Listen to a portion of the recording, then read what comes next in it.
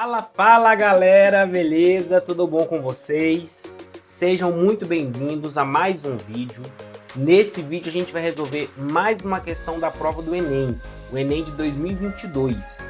Como eu estou usando como referência o caderno azul do Enem, essa é a questão de número 113.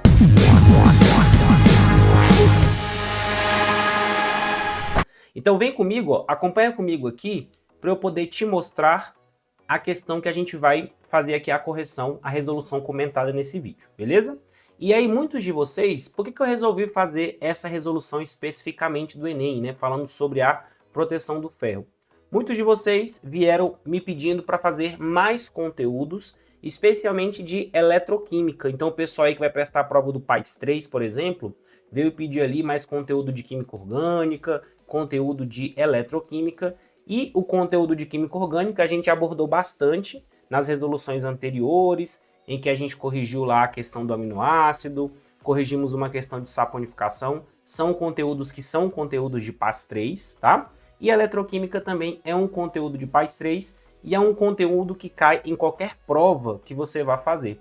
E essa parte aqui da proteção do ferro, da corrosão, desculpa, é bastante comum de aparecer, tá bom? Então olha só. Se você ainda não está inscrito aqui no canal, ó, não se esquece de se inscrever, tá? Se você gostar desse vídeo, deixa um like, porque é muito importante para o crescimento do canal, para o YouTube entregar esse conteúdo para mais pessoas. E ativa o sininho para você não perder novos conteúdos que estão vindo aqui com bastante frequência. E vamos lá para a nossa preparação para que você seja aprovado na prova que você quer, beleza? Então olha só. A questão ela fala o seguinte, ó, a nanotecnologia é responsável pelo aprimoramento de diversos materiais, incluindo os que são impactados com a presença de poluentes e da umidade na atmosfera, causadores de corrosão. Então a gente vai entender o que é a corrosão e como que a gente faz para proteger um metal de uma corrosão. Aqui a gente vai falar bastante da proteção do ferro, primeiro porque a questão trata sobre a proteção do ferro, e também porque as provas, quando cobram bastante a proteção do ferro. O ferro é um metal super comum no nosso dia a dia, no nosso cotidiano. Então é super comum de as provas cobrarem como proteger o ferro da oxidação indesejada, tá? Então o processo de corrosão é espontâneo e provoca a deterioração de metais como o ferro, que em presença de oxigênio e água sofre oxidação conforme ilustra a equação química. Então você tem aqui, ó, o ferro, que é quem vai ser oxidado pelos agentes oxidantes, nesse caso a água e o O2, tá? Quem é mais do agente oxidante mesmo é o O2, tá, pessoal? A água que ela funciona mais como um catalisador desta reação. Ela facilita o processo de redução do oxigênio e de oxidação do ferro. E aqui o produto desta reação é o óxido de ferro hidratado, que a gente chama popularmente de ferrugem. Então, quando você ouvir falar de ferrugem, quando a sua prova trouxer uma questão sobre ferrugem, você já vai saber que ela está falando do óxido de ferro 3. E este óxido ele é hidratado porque essa oxidação acontece na presença de água, ela é facilitada pela presença de água, certinho? Aí ele fala assim, ó, uma forma de garantir a durabilidade da estrutura metálica e a sua resistência à umidade consiste na deposição de filmes finos nanocerâmicos à base de zircônia e alumina. No caso aí é um óxido de zircônio e um óxido de alumínio sobre a superfície do objeto que se deseja proteger. Então perceba que a proteção aqui, ó, ela vai acontecer pela deposição destes filmes finos. Não importa que tipo de filme é esse, se ele é nanocerâmico, a base de que esse filme é feito. O que você tem que entender aqui, primeiramente, é a forma como esta proteção vai ocorrer. E é muito comum vocês, quando estão falando de proteção, de corrosão, especificamente do ferro, é muito comum associar esta proteção aos metais de sacrifício. Isso acontece porque é a forma que a gente mais ouve falar.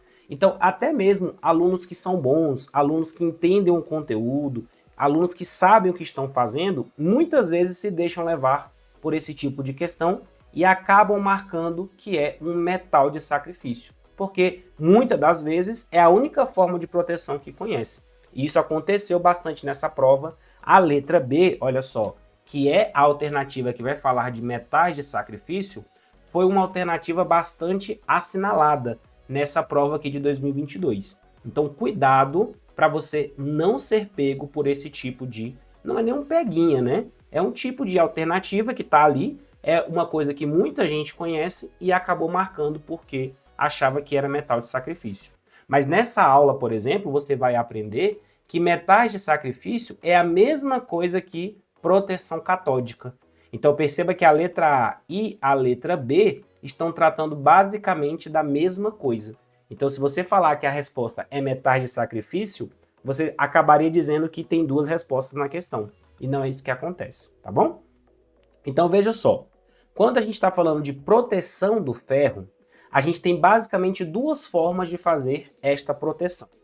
Professor, mas você listou aí 4 formas: metais de sacrifício, pintura ou plastificação, passivação ou galvanização. Como é que você está me falando agora que são 2 formas? Eu estou falando o seguinte, pessoal, ó, essas 3 formas aqui de fazer a proteção do ferro, a pintura ou plastificação, a passivação e a galvanização, todas elas são baseadas no mesmo princípio, que é o chamado efeito de barreira. Eu vou explicar o que é esse efeito de barreira.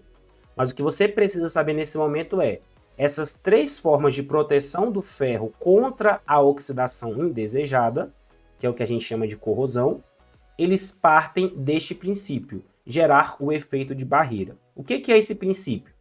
Quando você gera o efeito de barreira, é quando você está acabando com o primeiro pré-requisito que a gente precisa para que uma reação química aconteça. A gente está falando de uma reação química de oxidação, que a gente quer que ela seja evitada. A gente quer arrumar um meio de evitar esta reação de acontecer. Então, quando eu gero o efeito de barreira, eu estou acabando com o primeiro pré-requisito que a gente precisa para que uma reação química aconteça, que é qual? O contato entre os reagentes. Então, para que a reação de oxidação aconteça, eu preciso que haja o contato do ferro, que é o metal que vai ser oxidado, com o gás do oxigênio, que está presente no ar, que é quem vai oxidar este ferro. Então, esses 3 métodos de proteção, eles acabam, ou pelo menos minimizam, né, diminuem o contato do metal com o agente oxidante, com o oxigênio do ar. A forma como eles vão gerar esse efeito de barreira é que vai ser diferente em cada um desses 3 casos, e a gente vai explorar cada um deles, tá? Então, de cara, eu já vou te dar a alternativa correta dessa questão. A alternativa correta é a letra D, e a proteção da oxidação do ferro, ela é feita por efeito de barreira, que impede o contato com o agente oxidante. Neste caso, este efeito de barreira, ele foi criado pela deposição deste filme. É como se você estivesse encapando, né, plastificando este ferro que vai ser protegido. Aí você deposita sobre ele uma fina camada de filme e esta camada vai impedir o contato do ferro que vai ser protegido com o agente oxidante. Neste caso aqui, a gente está falando deste método aqui de gerar efeito de barreira, que é o método da pintura ou da plastificação, tá bom? Então, assinalada a resposta correta, este é o gabarito, mas a gente não vai se limitar a simplesmente marcar o gabarito, porque o que a gente está fazendo aqui é utilizar essa questão para aprofundar nossos estudos. Você que vai prestar prova para o PAS 3, você que vai prestar vestibular da UNB, até mesmo o Enem, uma vez que a gente está falando de questão de Enem, ou qualquer outra prova que tenha química, prova de concurso, prova de outros vestibulares tradicionais, eletroquímica é bastante cobrado, inclusive esse tópico de corrosão e proteção, tá bom? Então a gente vai entender por que o metal de sacrifício é o único que não gera efeito de barreira, ele protege o ferro por outro princípio, que a gente vai ver daqui a pouco, e por que ele é chamado de proteção catódica. E a gente também vai aprender cada um desses 3 métodos que geram efeito de barreira. O que vai diferir um do outro é a forma como esse efeito de barreira é gerado, mas o princípio é o mesmo, beleza? Então vamos lá, ó. Quando a gente está falando de corrosão e, consequentemente, a proteção contra a corrosão, a gente está falando de uma oxidação indesejada de um metal. Como eu falei, o que as provas mais gostam de cobrar é a corrosão do ferro. Então, este ferro exposto ao oxigênio e à umidade, que vai facilitar esse processo, vai acabar passando por um processo de oxidação, que é aquele processo em que ele perde elétrons, e a substância que reage com ele, que é o gás oxigênio, vai receber estes elétrons, ou seja, ela vai se reduzir. Ao reduzir, ela causa a oxidação do ferro. Por isso que o oxigênio é conhecido como agente oxidante. A espécie que reduz é o agente oxidante. A espécie que oxida é o agente redutor. Então, como é que a gente pode fazer para evitar esta oxidação indesejada? Uma das maneiras, a mais conhecida, a mais estudada, é utilizando metais de sacrifício. O que consiste o método de proteção utilizando os metais de sacrifício? O que consiste esse método? Consiste em combinar o metal a ser protegido, normalmente o ferro, com outro metal que tenha menor potencial de redução. Se este outro metal tem um menor potencial de redução do que o ferro, então o que vai acontecer é o seguinte, é que o outro metal é quem vai oxidar preferencialmente. Por exemplo, aqui é o exemplo mais clássico que a gente tem, é quando a gente utiliza o magnésio para proteger os cascos de navio. Os cascos de navio que são feitos de ferro, que podem oxidar, como é que a gente faz para proteger isso? Coloca essas placas de magnésio. Como o magnésio tem um menor potencial de redução do que o ferro, o magnésio é quem vai oxidar preferencialmente. Ao invés de o ferro oxidar em contato com o oxigênio do ar, o magnésio é quem oxida. Por isso que este método é chamado de proteção catódica, porque lembre-se que no cátodo é onde ocorre a redução. Caso você não lembre do gatinho vermelho, do cat red. Então, o cátodo é o polo onde ocorre a redução. Não importa se eu estou falando de pilha ou se eu estou falando de eletrólise. Então, neste caso, como o outro metal é quem vai oxidar, o outro metal vai estar no ânodo de uma pilha, porque o ânodo é onde ocorre a oxidação, e o ferro vai estar no cátodo desta pilha. Por isso que este método do metal de sacrifício é conhecido como proteção catódica. Então perceba que neste método não existe aquilo que a gente comentou agora há pouco. Não existe a geração do efeito de barreira. Eu não estou impedindo o contato do ferro com o oxigênio do ar. O ferro continua em contato com o oxigênio do ar. Mas como ele está acoplado a um outro metal que oxida mais facilmente do que ele, então o outro metal, que neste nosso exemplo é o magnésio, vai oxidar ao invés do ferro. Então o outro metal vai estar no ânodo, que é onde ocorre a oxidação, e o ferro vai estar no cátodo, que é onde ocorre a redução. Por isso que este método também é chamado de proteção catódica. Beleza? Já disse e repito, este é o único método que não gera efeito de barreira. Todos os outros que a gente vai ver, como é o caso aqui da pintura, que é a resposta da questão que a gente estava respondendo, todos eles geram efeito de barreira. Neste caso, é simplesmente por um processo de deposição. Então eu vou lá, como eu já comentei, passo uma tinta, passo um papel filme, passo alguma coisa, algum material que vai causar esse isolamento. Então o ferro que está sendo lá possível de ser oxidado vai ser protegido por esta camada. Seja de tinta, seja de verniz, é o que a gente faz, por exemplo, ao pintar um portão. Se você não passa uma mão de tinta, se você não passa um verniz num portão, com o contato deste portão com o oxigênio, com o passar do tempo, este portão vai enferrujando, né, como a gente fala no nosso popular. Então, qual que é a forma que é encontrada para proteger este portão do enferrujamento? Passe uma mão de tinta, que aí você gera efeito de barreira e impede o contato do ferro com o oxigênio do ar, beleza? Claro que isso tem uma limitação, né? Com o passar do tempo, a tinta vai descascando, aí vai gerando contato. Por isso que existem outras formas de proteger o ferro da oxidação, como, por exemplo, o processo conhecido como passivação, que também pode ser chamada de proteção por filme de óxido, que também pode ser chamada de anodização. Então guardem esses três nomes, porque esses três nomes podem aparecer. Ou passivação, ou proteção por filme de óxido, ou por anodização. Também consiste em gerar efeito de barreira. A diferença deste método para a plastificação é que o efeito de barreira, neste caso, ele é gerado pelo próprio óxido do metal. Como assim? Tá aqui o exemplo, ó, coloquei aí o alumínio. Então você pega aqui esses materiais aqui que são chamados de alumínio anodizado. O que vai acontecer? Você tem lá o alumínio, ele é um metal que oxida muito fácil, ele tem um baixo potencial de redução, só que tem um detalhe. Quando esse alumínio começa a oxidar, ele gera o seu óxido. Neste caso aqui, ó, o óxido de alumínio, o Al2O3. Este óxido, ele adere ao metal e aí ele vai proteger o metal que está lá dentro. Então, olha só, você tem aqui o alumínio, ao oxidar, ele vai gerar uma camada de óxido e aí este óxido que foi gerado vai proteger o alumínio que está aqui dentro.